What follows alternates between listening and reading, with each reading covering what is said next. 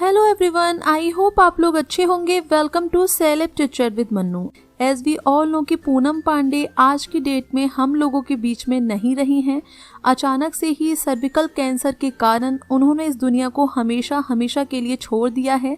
उनकी लाइफ हमेशा से ही काफ़ी ज़्यादा कंट्रोवर्शियल रही है, चाहे फिर वो उनका करियर हो या फिर उनकी शादी। काफ़ी सारे लोग तो ये भी नहीं जानते कि पूनम शादीशुदा थी। उनकी शादी से जुड़े हुए काफ़ी सारे ऐसे सीक्रेट्स हैं जो आपको पूरी तरह से हैरान कर देंगे। तो आखिरकार कौन है पूनम पांडे का पति, और इस टाइम पर जबकि पूनम इस दुनिया में नहीं है वो शख्स कहाँ है, क्या कर रहा है, और अगर पूनम शादीशुदा थी तो वो कभी भी अपनी शादी का जिक्र लोगों के सामने क्यों नहीं करती थी।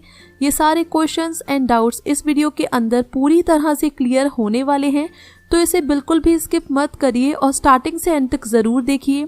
एंड अगर आप मेरे चैनल पर न्यू हैं तो इसे सब्सक्राइब करने के साथ साथ बेल आइकन को भी प्रेस कर दीजिए, जिससे कि आपको मेरे अपकमिंग वीडियोस के नोटिफिकेशंस मिलते रहेंगे। तो फटाफट से वीडियो को स्टार्ट करते हैं। So guys, as we all know कि पूनम जो कि केवल 32 इयर्स की थी, उनका करियर हमेशा से ही बहुत ज़्यादा कॉन्ट्रोवर्शियल रहा है।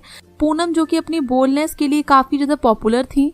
वहीं जब उन्होंने रियलिटी शो लॉकअप किया तो लोगों को पता लगा कि इस बोल्ड सी दिखने वाली पूनम के पीछे एक सॉफ्ट हार्टेड लड़की भी है। असल में गाइस, पूनम एक बहुत अच्छे दिल की थी।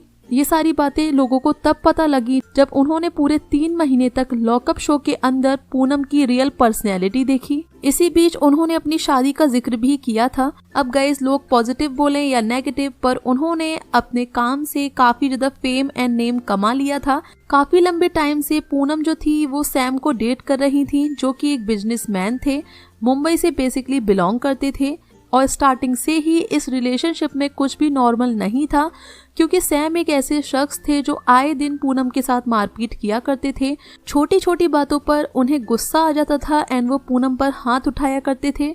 इसके पीछे का कारण ये था कि पूनम को ब्रेन हैमरेज तक हो गया था। हालांकि इस सब के बावजूद भी उन्होंने सैम के साथ शादी का डिसीजन लिया।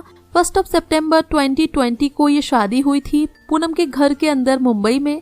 ये वेडिंग कोविड के कारण बहुत ही प्राइवेट रखी गई थी, जहां पर केवल फैमिली एंड बहुत ज्यादा क्लोज फ्रेंड्स ही शामिल हुए थे। शादी के 10 से 15 दिन तब बीते जब दोनों के बीच में बहुत ज्यादा प्रॉब्लम्स होने लगी।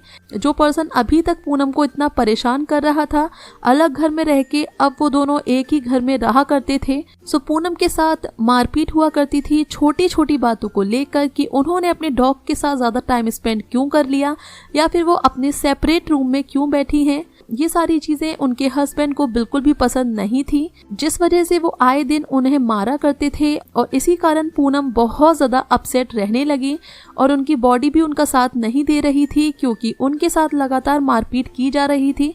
पर उस टाइम पर उन्होंने अपने लिए स्टैंड लिया एंड डोमेस्टिक वायलेंस का केस फाइल किया।